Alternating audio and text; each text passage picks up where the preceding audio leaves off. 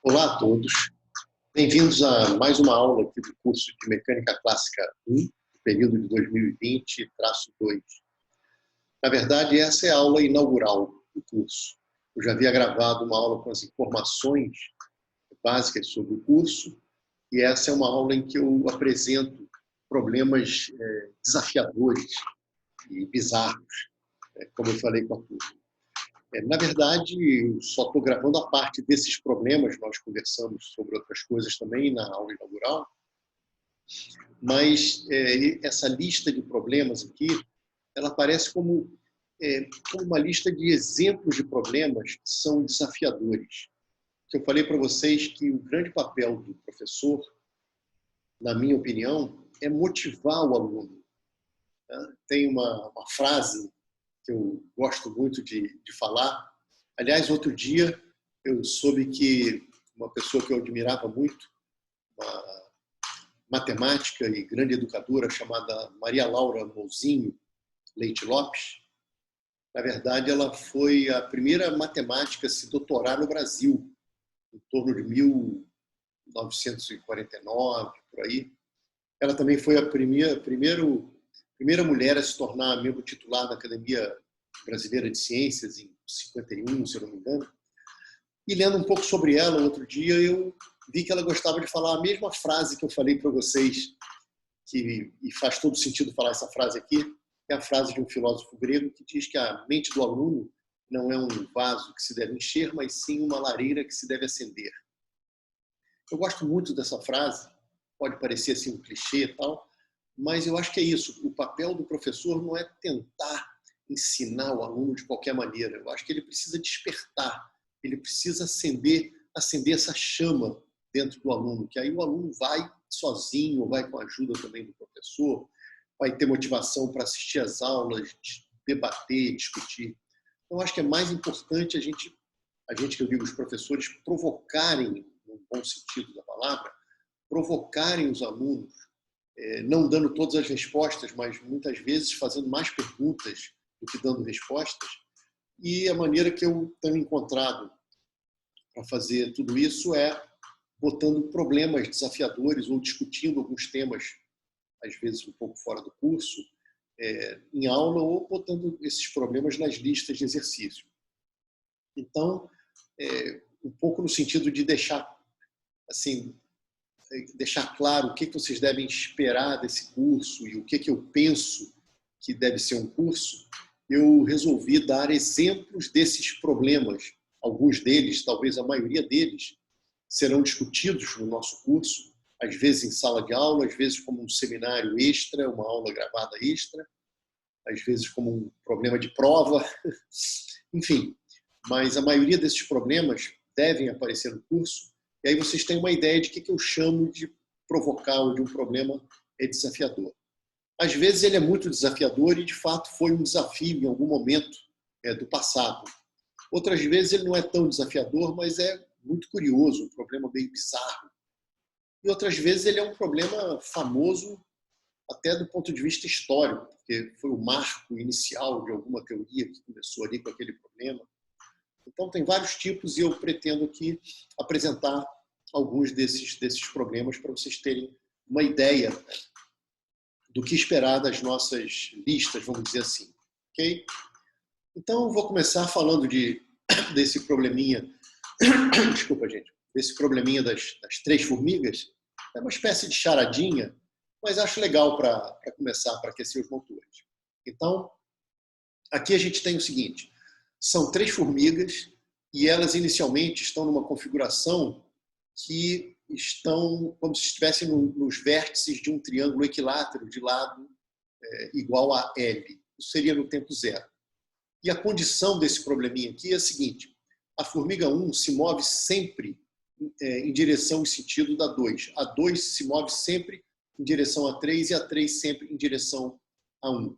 E elas fazem isso mantendo o módulo de suas velocidades sempre constante, igual a esse Vzinho que eu chamei aqui.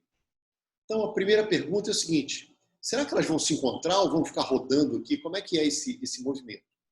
E aí, depois de pensarem um pouquinho, vocês vão perceber que sim, de fato, elas vão se encontrar em algum lugar, e não quero dar spoiler, tal, mas não é difícil perceber onde elas vão se encontrar, levando em conta a simetria do problema. Mas vocês podem se perguntar quando que elas vão se encontrar, em que instante elas vão se encontrar. E uma vez sabendo o instante em que elas vão se encontrar, afinal de contas, quanto elas se moveram, qual a distância percorrida por cada formiga, desde o instante zero até o instante de encontro. E, como um item mais complicado desse problema, qual foi a trajetória seguida por essas formigas, por cada uma delas, até elas se encontrarem no ponto de encontro ali. Então, esse é um probleminha muito bacana e ele pode ser generalizado. Quem resolver o problema para um triângulo, como a configuração inicial, pode repetir o problema imaginando que, em vez de 3 formigas, vocês podem ter 4 formigas nos vértices de um quadrado. Inicialmente, esse quadrado ou esse triângulo ele não existe, não é material. Eu só estou dizendo que a configuração delas inicial é essa e elas se movem com esse vínculo, né? O vínculo de que a 1 se move sempre em direção e sentido da 2, a 2 sempre em direção e sentido da 3 e a 3 sempre em direção e sentido da 1. Podem fazer isso para o quadrado ou até para um polígono, para o hexágono, para o que vocês quiserem, um polígono regular de N lados. Então, é uma generalização bacana que vocês podem fazer. Como um segundo problema, eu apresento aqui um problema chamado de curva de perseguição. Bom, aqui não deixava de ser um problema de curva de perseguição, mas a palavra perseguição aqui, as formigas, na verdade, elas são amiguinhas entre si, né? Já aqui nesse problema, não. Você tem um cachorro e uma raposa. Me desculpem pelo desenho aqui, vocês já viram que as minhas habilidades não são muito grandes para fazer desenho. Mas, de qualquer maneira, tem um cachorro e tem uma raposa, e a raposa tem uma velocidade constante, então ela está em MRU ao longo aqui do eixo X. No tempo zero, ela está na origem, tá? E no tempo zero, o cachorro está no eixo Y, aqui embaixo, a uma distância L da origem. E, novamente, a condição aqui é a seguinte: as velocidades em módulo ficam sempre as mesmas. No caso da raposa, fica também em direção e sentido. O movimento dela é prescrito e é um MRU. Agora, o movimento do cachorro, ele é tal que, em cada instante, ele se move na direção e no sentido da raposa, da posição atual da raposa. Então, inicialmente, a velocidade dele é vertical para cima, mas à medida que a raposa vai se movimentando, ele vai mudando a direção da sua velocidade, de modo que em um instante genérico, como esse aqui, ó, que eu desenhei aqui, a velocidade do cachorro aponta para a posição naquele instante da raposa. Esse já é um problema um pouco mais complicado, e ele pode se complicar muito mais se a gente mudar a trajetória da raposa, se ela estiver descrevendo uma outra curva, enfim. Mesmo que seja uma curva prescrita, mas se você tira aí do movimento retilíneo, a coisa pode ficar muito mais complicada. E a pergunta natural aqui é quando que o cachorro vai encontrar a raposa, onde e qual foi a trajetória seguida pelo cachorro, ou seja, qual foi a curva traçada pelo cachorro até ele encontrar a raposa. Obviamente, a velocidade do cachorro em módulo tem que ser maior do que a velocidade do que o módulo da velocidade da raposa, senão ele nunca vai encontrar a raposa. Então, esse é um probleminha muito interessante e que, enfim, ele aparece um pouco no dia a dia. Você tem um predador atrás de uma presa e ele vai o tempo todo se movendo em direção à presa que está fugindo. Tá? Então, isso é chamado de curva de perseguição. Aqui tem um outro probleminha muito interessante, e esse sim vocês podem até tentar fazer, porque esse problema ele vai ter solução com uma matemática que não exige cálculo diferencial. É claro que também dá para ser resolvido com cálculo diferencial. E o problema é o seguinte: movimento de projéteis. Imagina que vocês podem lançar projéteis com vários ângulos saindo sempre da origem, mas sempre com a mesma velocidade em módulo. E aí, claro, vocês têm para ângulos diferentes, trajetórias diferentes. E certamente, como essa velocidade está fixa, existem pontos do espaço que nunca serão atingidos por esses projéteis. E existem outros pontos do espaço que podem ser atingidos por esses projéteis, às vezes até de duas maneiras, uma na subida, outra na descida, enfim. E a ideia aqui é a seguinte: qual é a região do espaço na qual a pessoa ficaria protegida desses projéteis? Por exemplo, imaginem, sei lá, um helicóptero, me perdoem o exemplo bélico aqui, mas imaginem um helicóptero e aqui um canhão que pode mudar a direção de lançamento, de tiro, mas a velocidade de saída da bala do canhão é sempre a mesma. Qual é a região do espaço na qual o helicóptero ficaria protegido e nunca seria atingido? Ora, resolver esse problema, devido à simetria axial do problema, o G constante aponta para baixo. Basta resolver nesse plano daqui. Por isso o nome curva de proteção, mas na verdade é uma superfície que separa uma região protegida de uma região desprotegida. E esse probleminha é muito bacana, porque ele envolve aqui movimentos parabólicos de projéteis que são tratados até no ensino médio. E, de fato, embora a gente possa resolver esse problema com uma matemática um pouco mais moderna, cálculo diferencial, coisas do gênero, ele também admite uma solução apenas com conhecimento do ensino médio. Então já fica aqui o desafio para vocês tentarem descobrir qual é a curva de proteção, ou seja, a curva que separa essas duas regiões aqui, a região protegida da região não protegida.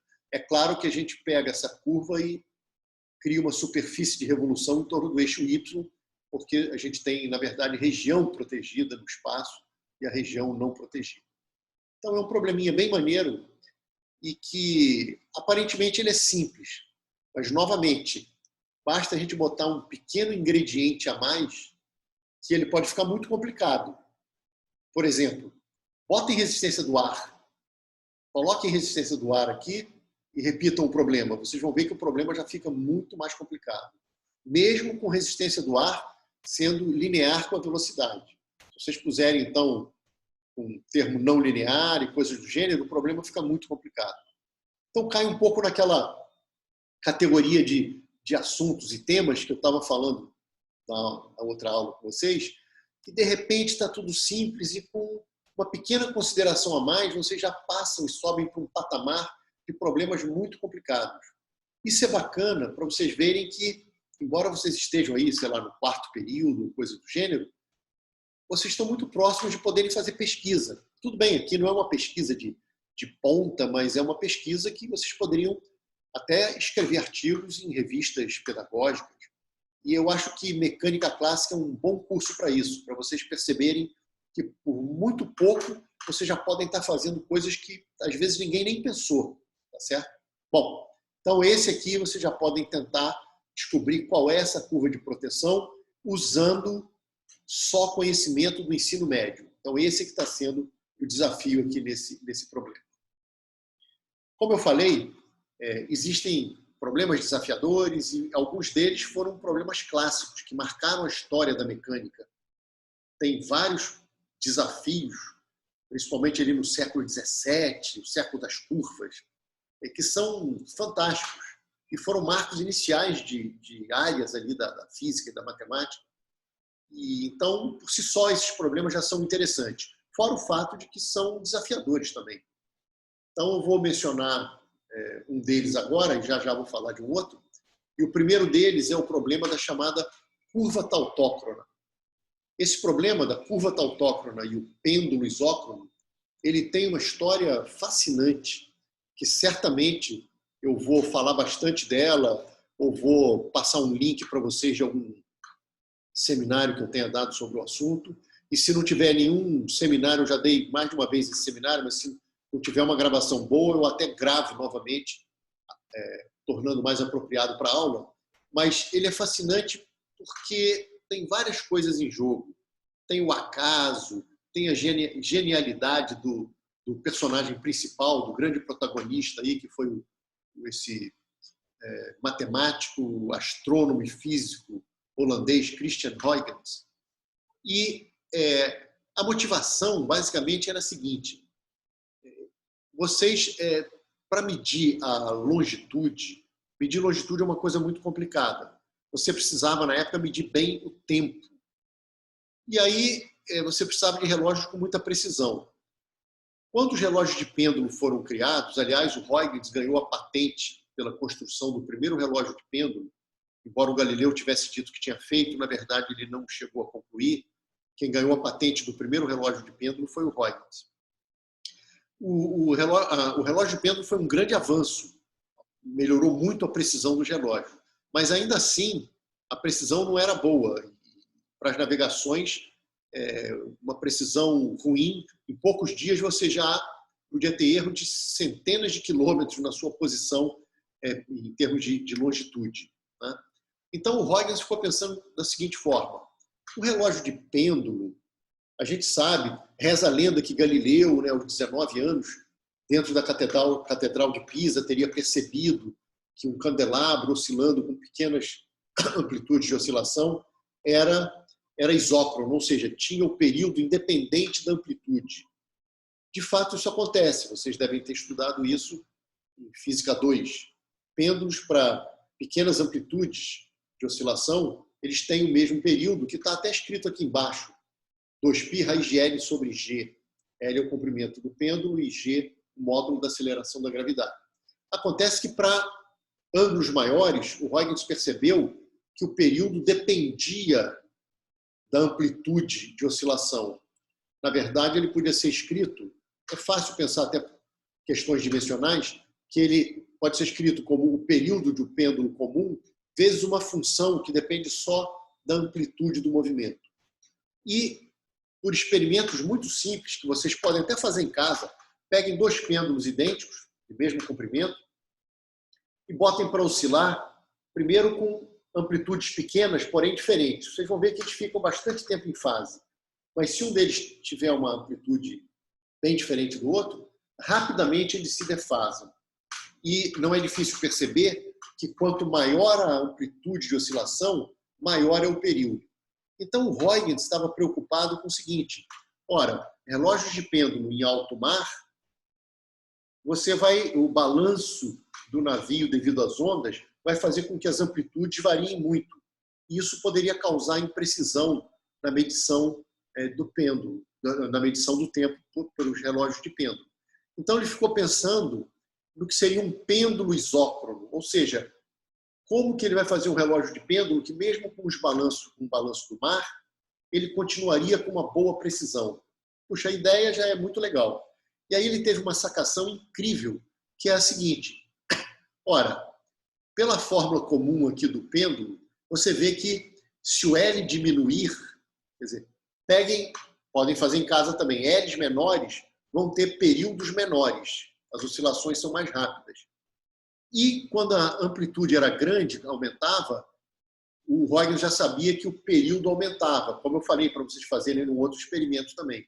Então ele pensou da seguinte forma: eu vou tentar criar um mecanismo para compensar esse aumento aqui do período. E aí ele teve uma ideia que eu acho uma das ideias mais geniais assim da época, até pela sua simplicidade, que foi o seguinte: ele imaginou que do lado do pêndulo ele poria obstáculos laterais. E aí esse pêndulo, à medida que ele vai oscilando, então imagina aqui o fio azul indo para o vermelho, uma parte dele, a parte superior, vai encostando nos obstáculos laterais, de modo que é como se, em cada instante, o ponto de suspensão do pêndulo fosse esse último ponto de contato aqui. Então, o L efetivo do pêndulo, ele diminui à medida que ele vai aumentando o seu ângulo. Ora, como o período aumentava para grandes amplitudes, botar obstáculos laterais diminuiria o comprimento efetivo do pêndulo e, dependendo do formato desses obstáculos, as coisas poderiam se compensar e você teria o famoso pêndulo isócrono. Eu acho essa uma das ideias mais geniais, assim, incrível. Mas o Huygens não conseguiu fazer isso, empiricamente ele tentou e acabou desistindo. Eu não vou entrar em detalhes, até para motivá-los a depois ouvir essa historinha completa, mas ela tem coisas incríveis, como, por exemplo, uma dor de dente do Pascal, que mudou a história da mecânica clássica do século XVII. Eu sei que eu forcei um pouquinho a barra aqui, mas é um pouco isso, né? Tem uma dor de dente do Pascal, por causa dessa dor de dente do Pascal, acaba tendo um concurso sobre a curva cicloide, e esse concurso foi importantíssimo na solução desse problema. Então, é só para dar um gostinho para vocês de que essa história é muito fascinante, porque tem de tudo aí. Tem o acaso, tem dor de dente de alguém, sofrimento de alguém, tem a genialidade do Huygens, enfim, tem de tudo. Mas o que o Huygens fez inicialmente foi o seguinte: ele achou o problema aqui muito difícil e ele, então, primeiro esqueceu do pêndulo e falou: deixa eu resolver um outro problema, que vai ser o problema da curva tautócrona. E o que é esse problema? Imagine aqui uma superfície que tem um certo formato e eu quero encontrar o formato dessa curva de tal modo que a oscilação de um pequeno bloco aqui, de uma partícula sem atrito, isso num plano vertical, tá? Então, aqui essa oscilação, ela não dependeria da altura de onde a partícula é abandonada. Isso é uma pergunta difícil, e para a época essa pergunta era muito difícil. A gente está ali na metade do século XVII, quando o Huygens ficou pensando nisso que está aqui. Não tinha ainda nem cálculo diferencial criado pelo Newton, pelo Leibniz, tá certo? Então esse foi o problema que o Huygens se propôs a resolver, encontrar essa curva. Uma curva que, se você abandonar a partícula daqui de cima ou daqui de baixo, o tempo de ida e volta não era o mesmo, não dependia dessa altura. Essa curva é chamada de curva tautócrona e a gente vai descobrir no curso, numa lista, numa prova, ou enfim, ou discutindo em sala de aula, qual é essa curva que está aqui. Mas, é claro, vocês já sabem mais ou menos qual vai ser essa curva que está aí, porque está até escrita aí no slide. Mas é muito interessante porque encontrar essa curva não soluciona totalmente o problema. Porque aí o Huygens teve que pegar e voltar para o pêndulo e falar: espera aí, agora eu quero o seguinte, eu já sei qual é a curva que a massinha, a esferinha que está no final, no extremo inferior do pêndulo, deve descrever para que eu tenha um período que independe da amplitude. Aqui a normal desempenha o papel que a tensão desempenha nesse problema. E aí ficou faltando para o Huygens, ele descobriu qual era essa curva, e ele falou: bom, conhecida essa curva, eu tenho que descobrir os obstáculos que devem ser colocados lateralmente ao pêndulo para que o seu extremo inferior descreva essa curva. Então esse é um problema famoso, difícil e que tem uma solução brilhante do Huygens, e é uma solução que também pode ser feita até no ensino médio, mas ela não é nada trivial, porque ela depende de vários artifícios incríveis que eu vou fazer questão de discutir com vocês em sala de aula, ok? Então esse é um problema famoso, que é o problema da tautócrona. O outro problema muito famoso é o problema da braquistócrona.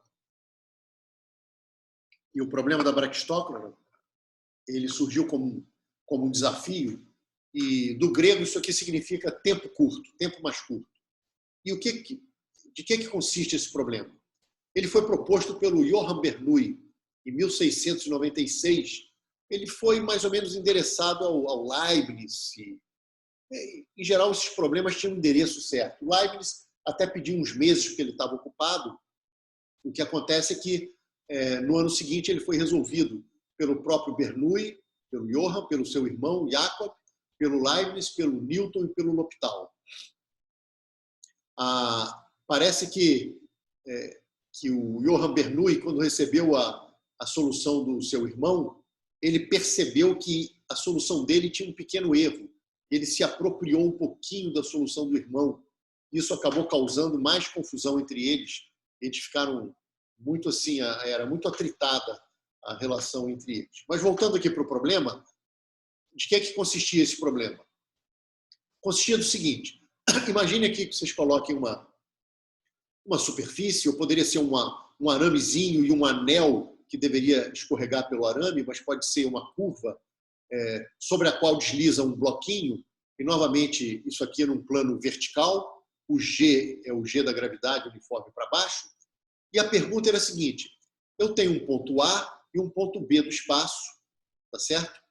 E eu quero descobrir qual é a curva que eu devo botar aqui, qual o formato dessa superfície sobre a qual o bloquinho vai deslizar, de tal forma que o tempo de viagem do bloco que foi abandonado no ponto A até o ponto B seja mínimo.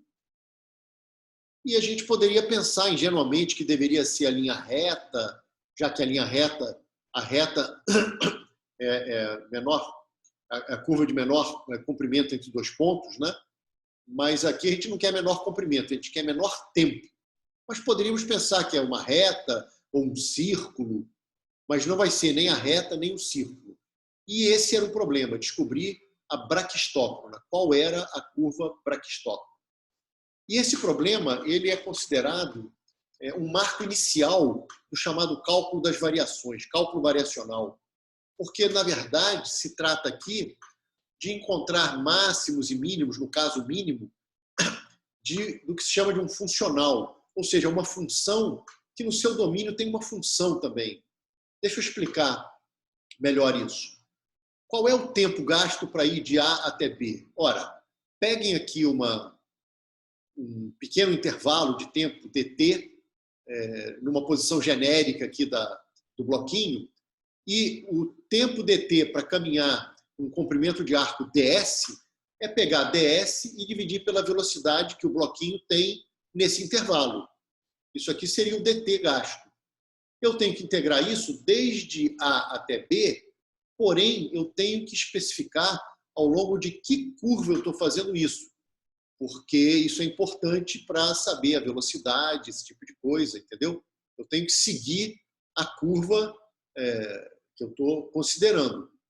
Pois bem, uma curva gama aqui pode ser pensada como um y igual a f de x. Eu estou querendo descobrir qual é a função f que me caracteriza essa curva gama.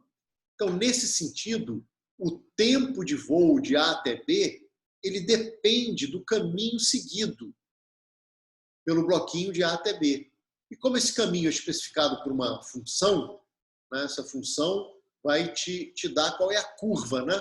Então, você tem que esse tempo para A e B fixos, ele é função de funções. Os físicos gostam de chamar isso de funcionais. Mas o importante aqui é que a gente precisa encontrar, no caso, um mínimo de uma função que tem no seu domínio funções. A gente não está acostumado com isso, né? A gente está acostumado com uma função de R em R, né? Que eu quero descobrir qual é o mínimo, o máximo dela. Mas aqui eu tenho uma função que no seu domínio tem funções. E isso, então, é um problema que esse problema ele é considerado, como eu falei, um marco inicial desse tipo de cálculo que é chamado de cálculo variacional. E é o famoso problema da braquistócrona, e que é muito bonito também, e tem soluções incríveis. A gente vai discutir esse problema não apenas em mecânica clássica 1, porque tem um jeitinho muito interessante de fazer, que foi a solução pelo Jacob Bernoulli, quase um aluno do ensino médio poderia fazer, tem pequenos detalhes, e tem a maneira usando o cálculo variacional mesmo, que a gente vai aprender em mecânica clássica 2. Mas esse problema da braquistócrona, juntamente com o problema da tautócrona, ele entrou aí nos problemas clássicos da mecânica. E por falar em problemas clássicos da mecânica, eu vou comentar um outro aqui, que provavelmente a gente só vai discutir em mecânica clássica 2, mas eu acabei botando aqui porque ele também foi um desafio passado no final do século XVII, e tem aí os Bernoulli novamente envolvidos, tem o Huygens, que foi um dos que resolveu esse problema.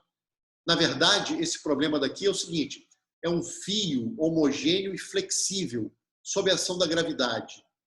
Qual é o formato que esse fio vai assumir?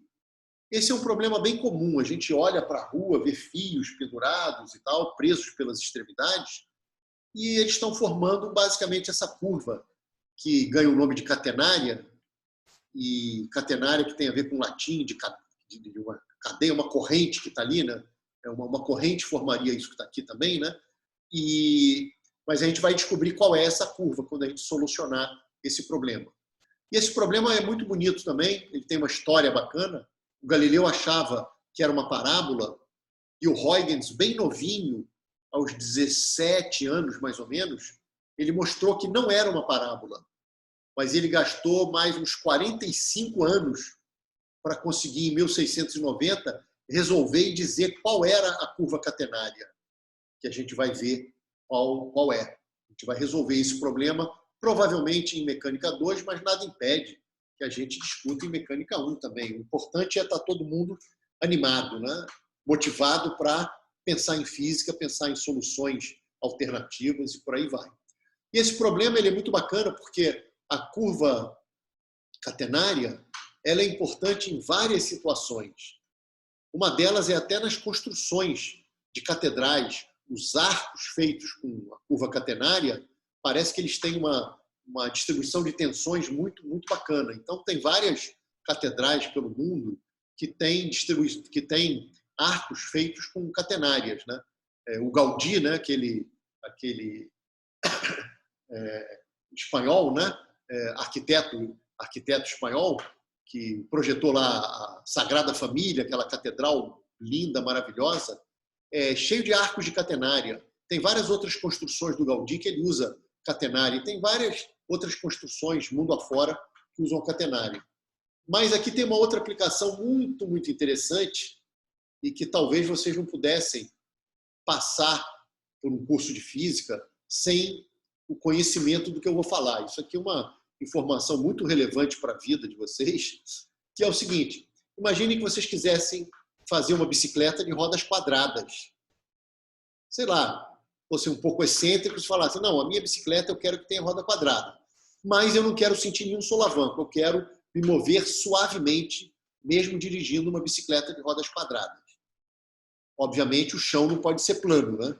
E a pergunta é, como deve ser o chão para que rodas quadradas, aqui rolando aqui, sem deslizar sobre esse chão, fizessem com que o seu centro aqui geométrico dessa roda quadrada escrevesse uma linha horizontal, de modo que uma bicicleta de rodas quadradas em cima desse chão se movesse suavemente, sem atrapalhar o ciclista aí. E a resposta é, esse chão deveria ser feito de arcos de catenária. Isso funciona não só para a roda quadrada, mas você pode botar uma roda poligonal e você vai ter arcos de catenária. Claro que vão ser catenárias um pouquinho diferentes ali, mas vão ser sempre catenárias. Isso é um probleminha super interessante e, enfim, quem quiser pode tentar até estudar mais sobre isso e até construir bicicletas de rodas quadradas com o chão formado por catenárias. Quem sabe algum de vocês aí é um especialista em impressoras 3D e pode fazer um projetinho de criar bicicleta de rodas quadradas com catenárias ali no chão. Bom, isso foi um problema clássico, quer dizer, não da bicicleta de rodas quadradas, isso é bem mais recente do que o problema da catenária em si. Depois eu posso passar artigos e eu tenho até um seminário gravado sobre isso que eu vou passar para vocês em momento apropriado, tá bom?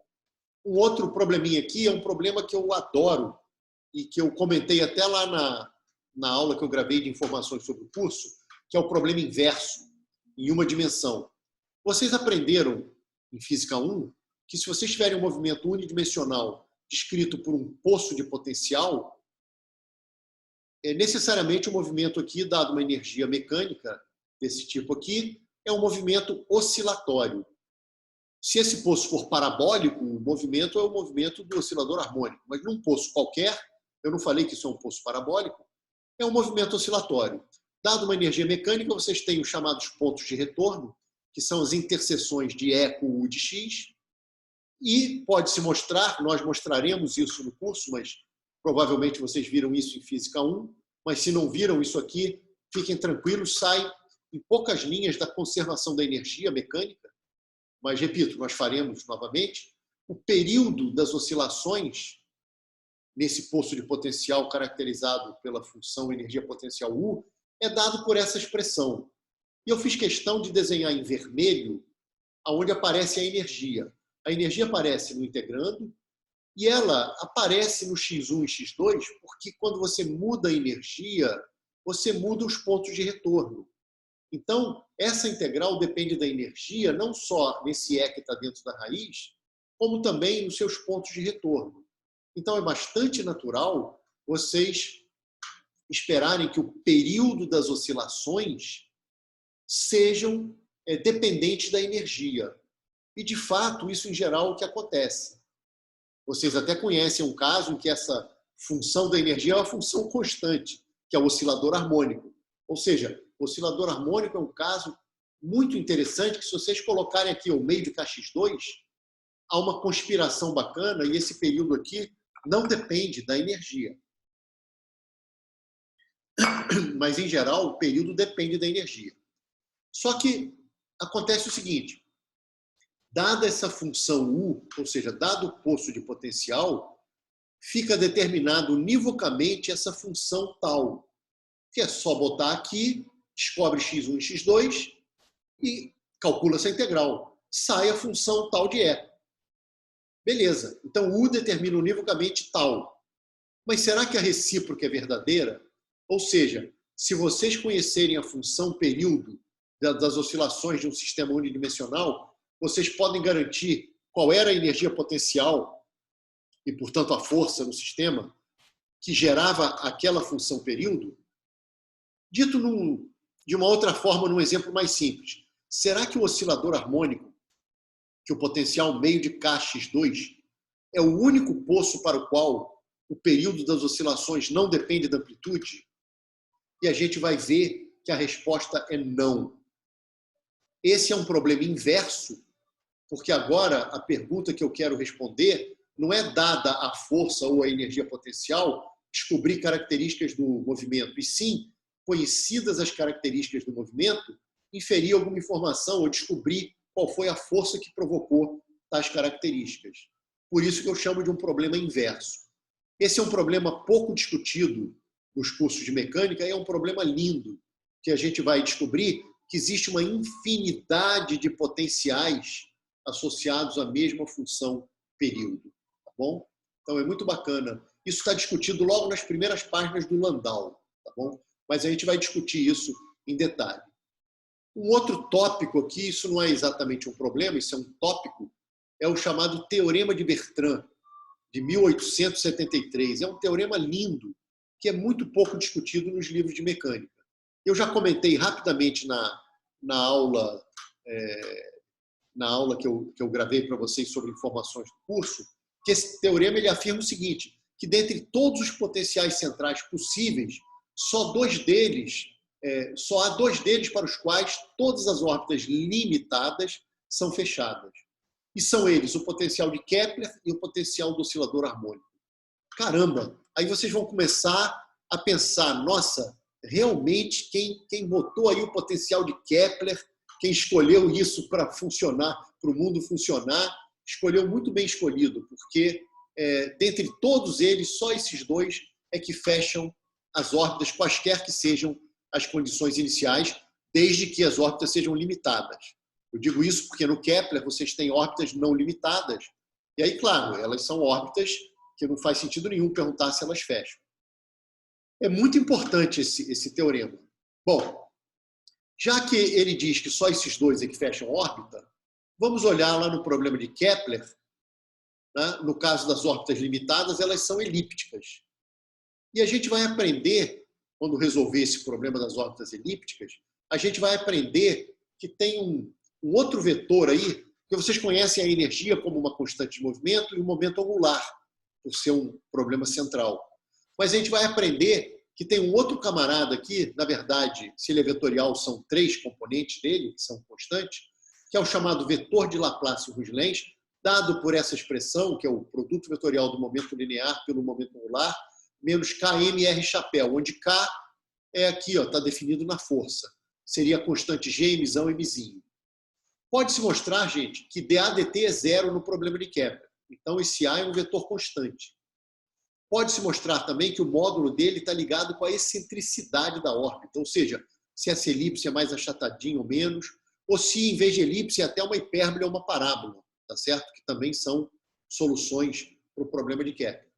Pode-se mostrar que esse A, esse Runge-Lenz, ele aponta no eixo de simetria da órbita.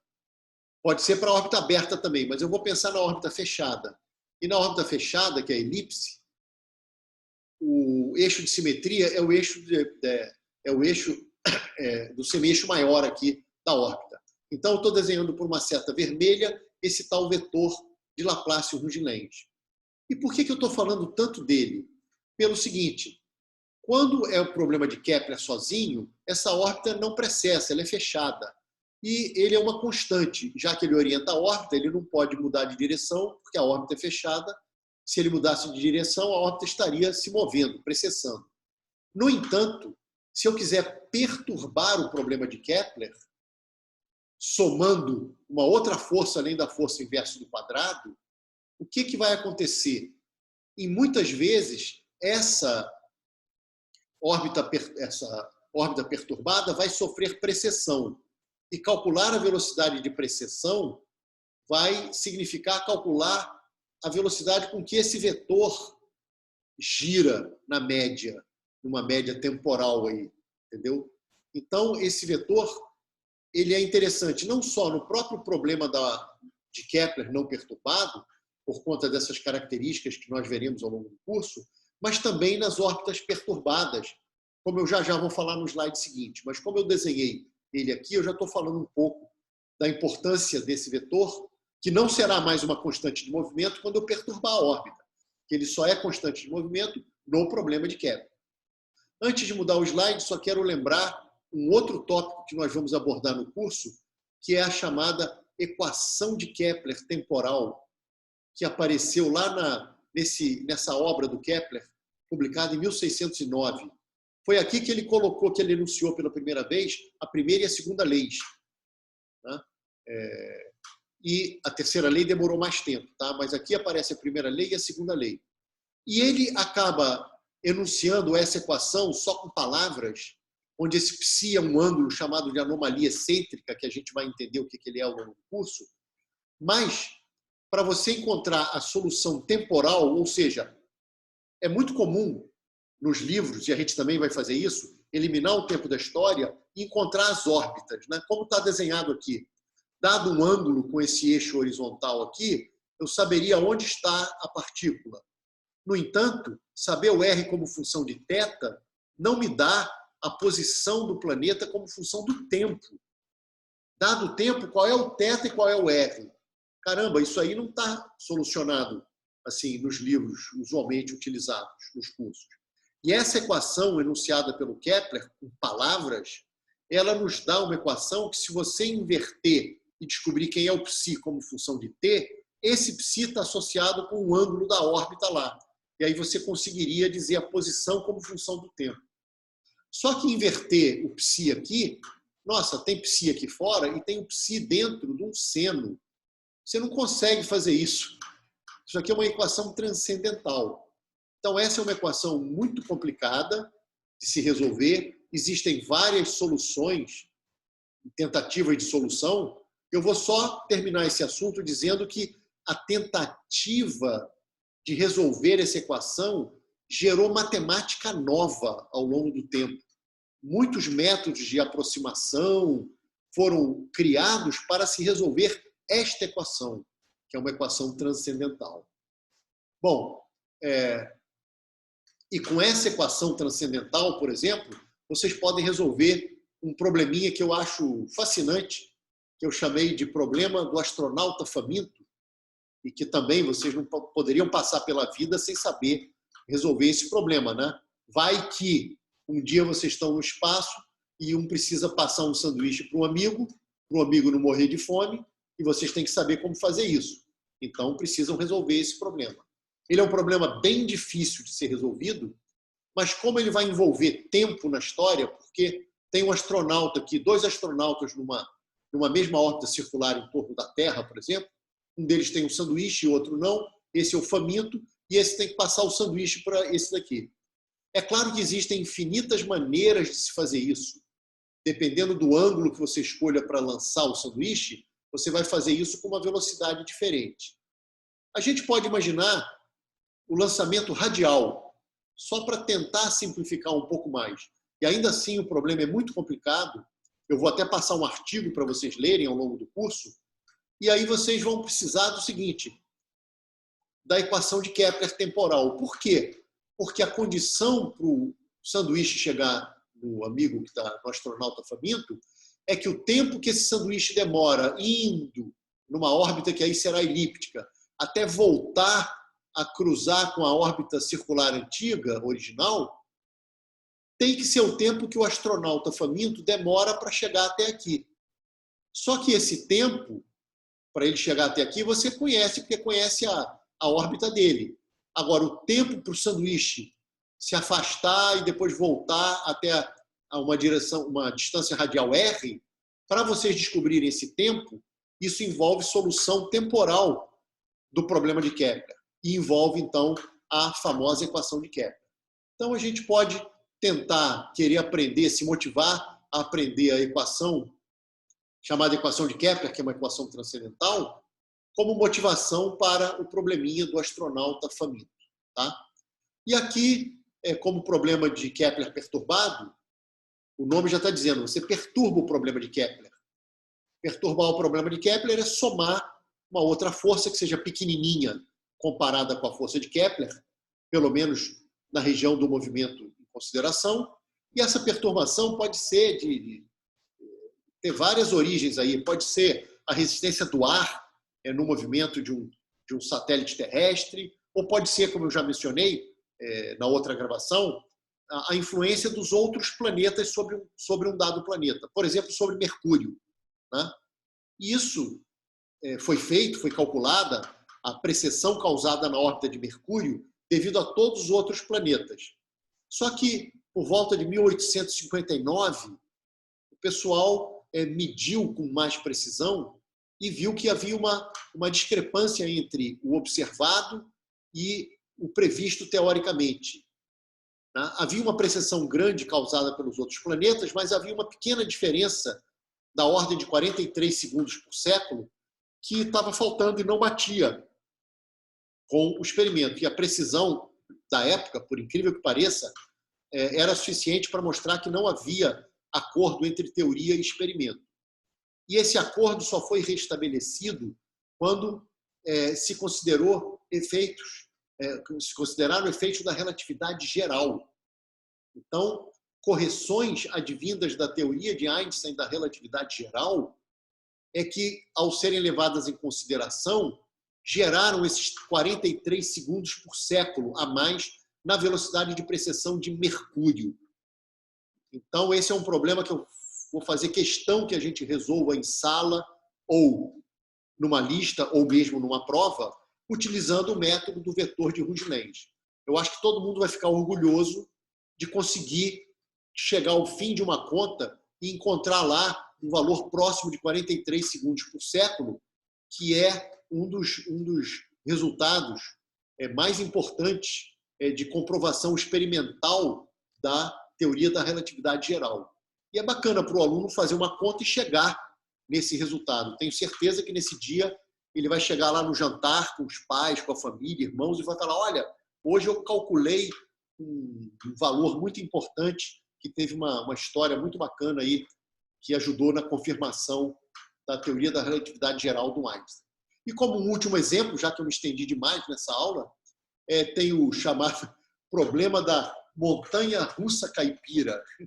Esse é um problema engraçado e que, se vocês botarem aí na internet, vocês vão ver que algumas pessoas pegam pneus de tratores, pneus bem grandes, e elas se colocam dentro do pneu e descem uma montanha. E aí o que acontece é que, se a pessoa for sozinha, esse pneu, de repente, ele pula, como se ele tivesse vontade própria e saltasse dessa rampa inclinada. E aí vocês vão perceber que isso acontece porque o centro de massa do sistema não é mais o centro geométrico, não é o centro do pneu. E aí, empiricamente, não sei se as pessoas sabiam de física ou não, começaram a perceber que se elas pusessem uma outra pessoa aqui, esse pneu já não ia saltar.